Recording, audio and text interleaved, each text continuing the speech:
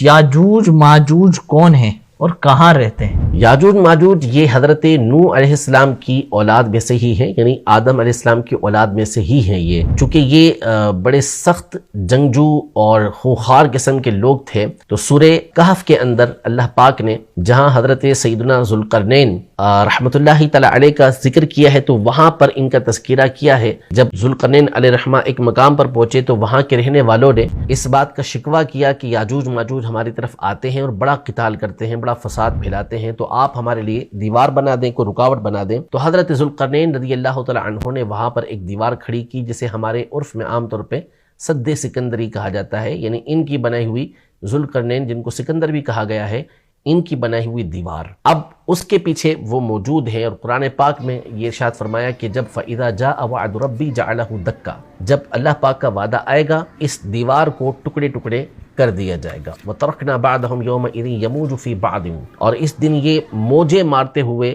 ان کو چھوڑ دیا جائے گا، ہم چھوڑ دیں گے تو یہ موجے مارتے ہوئے آئیں گے۔ ایک تو اس بات کا اعتقاد رکھا جائے گا کہ یاجوج ماجوج ہیں، ٹھیک ہے، قرآن مجید فرقان حمید میں اس کا ذکر آ گیا۔ دوسرا یہ کہ قرب قیامت کے اندر یہ آئیں گے۔ عیسیٰ علیہ السلام جب دنیا میں تشریف فرما ہوں گے اور دجال کے فتنے سے لوگوں کو نجات دلا دیں گے، تو پھر اس کے بعد ان کو کہا جائے گا کہ اب آپ پہاڑ کی طرف لے کر چلے جائیں لوگوں کو، کیونکہ اب ایک ایسی مخلوق چھوٹنے والی ہے کہ جس کا مقابلہ کرنا کسی کے بس کی بات نہیں۔ تو پھر ان کو چھوڑا جائے گا یاجوج ماجوج کو، اور یہ دنیا کے اندر تباہی مچا کے رکھ دیں گے، ساری کھیتیاں، سارے پانی سب ختم کر کے رکھ دیں گے۔ پھر اس کے بعد اللہ تبارک و تعالیٰ کی طرف سے ان کے اوپر عذاب آئے گا اور یہ سارے کے سارے مر جائیں گے، اور ان کو پرندوں کے ذریعے اٹھا کر پھینک دیا جائے گا، زمین کو پھر صاف کیا جائے گا۔ تو یہ احادیث طیبہ کے مضمون موجود ہیں۔ اب یہ ہے کہاں، یہ اللہ ہی بہتر جانتا ہے۔ ظاہر ہے کہ اب جس قدر ہمارے یہاں ترقی ہو چکی ہے، اس کے باوجود ہر ایک جانتا ہے کہ ہم زمین، ابھی سمندر نہیں، صرف زمین جو خشکی ہے، اس کے بھی تمام مقامات کو صحیح طور پہ جان نہیں سکے۔ صرف ایمیزون کا جنگل جو اتنا بڑا ہے، اس کے اندر کیا کیا چیزیں ہیں ابھی تک اس کو بھی نہیں جانا جا سکا۔ تو چے جائے کہ سمندر، وہ تو خشکی سے 3 گنا بڑا ہے، تو اس کے جو عجائبات ہیں، اس کے جو مقامات ہیں وہ کہاں ہیں وہ ہمیں معلوم نہیں۔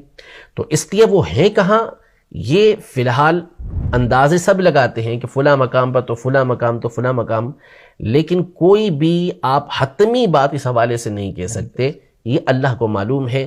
قرب قیامت کے اندر ان کو چھوڑا جائے گا۔